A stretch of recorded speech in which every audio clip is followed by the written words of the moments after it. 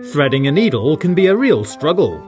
Here's a great trick to help you out. Wrap the thread around the back of your hand and over, then gently rub the eye of the needle around on the top of the thread, like this. After a few seconds, it rises up through the eye, and you can carefully pull it through, threading the needle. Pretty cool, huh? It's quick and easy, and it works really well. But if you struggle with that, you can use the toothbrush method. Lie your thread across the bristles of the brush, then simply push your needle down over the top, and the bristles poke the thread up through the eye. Once you've got the loop, just pull it through with your fingers. It's a clever little trick, and if you like this method, why not keep a toothbrush in with your sewing kit? If you find your glasses steam up when you come out of the cold into a warm room, you can try washing them in some warm water and a bit of soap, then gently dab them dry. The soap leaves a thin film on the lenses, which will help prevent them steaming up in the future. If you've got a couple of drinking glasses that are stuck together and you can't separate them, fill the top one with cold water and dip the bottom one in warm water.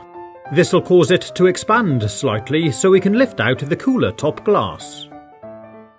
If you find your washing up sponge becomes tatty and worn out, you can prolong the life of your next sponge by just cutting it in half, so you've got two smaller sponges to wear out instead. This will save you a bit of money in the long run, and because it's smaller, it's easy to squeeze out all the water so it doesn't go mouldy. If you've got heavy stains, like these tea stains that you struggle to wash off, you can use a little toothpaste on your sponge. This is mildly abrasive and does a really good job of removing stains. Fresh and squeaky clean. You can also use some on an old toothbrush to clean up discoloured tile grouting. It takes a bit of elbow grease, but it makes a huge difference.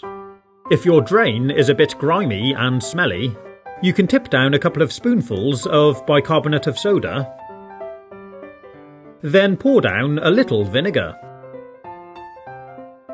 It really foams up and it helps to loosen any grime. Give it a quick brush and a wash down, and it's made a huge difference. You can make an automatic plant waterer by placing a jug of water slightly higher than your houseplant. Then take a ball of yarn and cut off a piece, dunk it in the water to saturate it, then poke one end down into the soil of your plant. I used a skewer to push it in about an inch deep.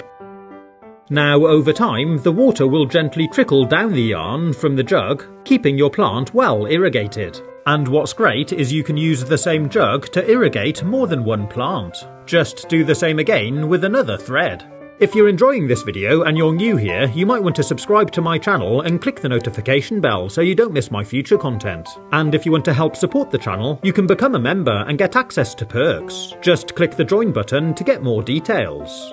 If you've got a bouquet of flowers that have started to wilt and they look a bit tired, you can revive them and give them a new lease of life. First, drain away the old water, fill the vase up with fresh, and I'm also adding in a couple of teaspoons of sugar. This will help to nourish the flowers. Before we put the flowers back in the vase, cut about an inch off the stalk, but slice it at an angle like this. This helps maximise the surface area for the water to be absorbed. Do this with all the stems, and for the tougher ones like these roses, you can actually slice up into the stem as well. This will help maximise water absorption.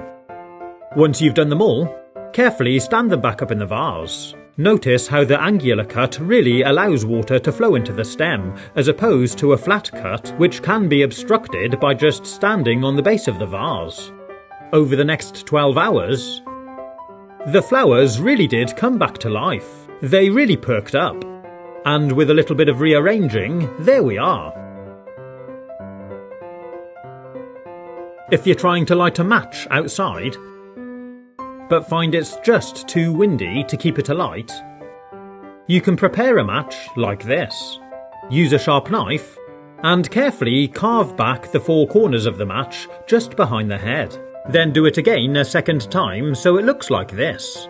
These 8 little splinters will help the matchstick to burn quicker, giving you a stronger, more wind-resistant flame.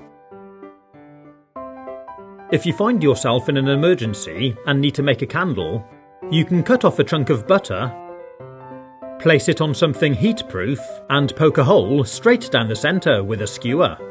Then cut yourself off a length of cotton string and poke it through the hole so it goes all the way to the bottom.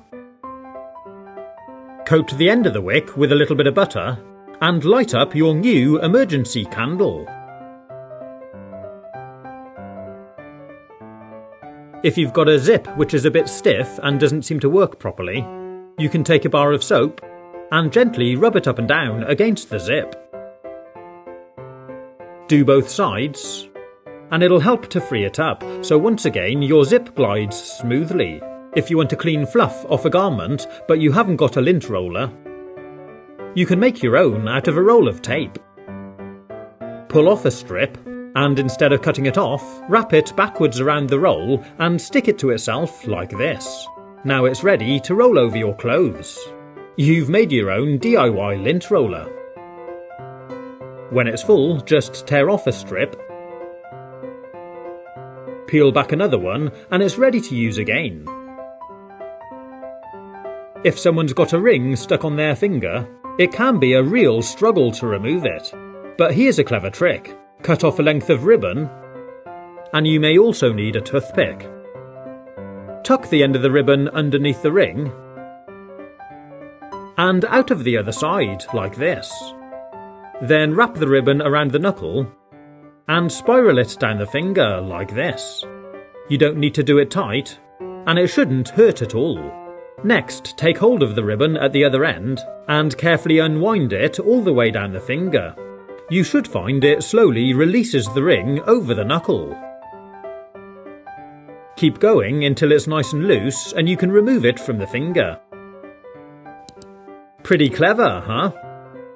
If you like, you may want to add some washing up liquid or liquid soap to help it slide better over a really tight knuckle.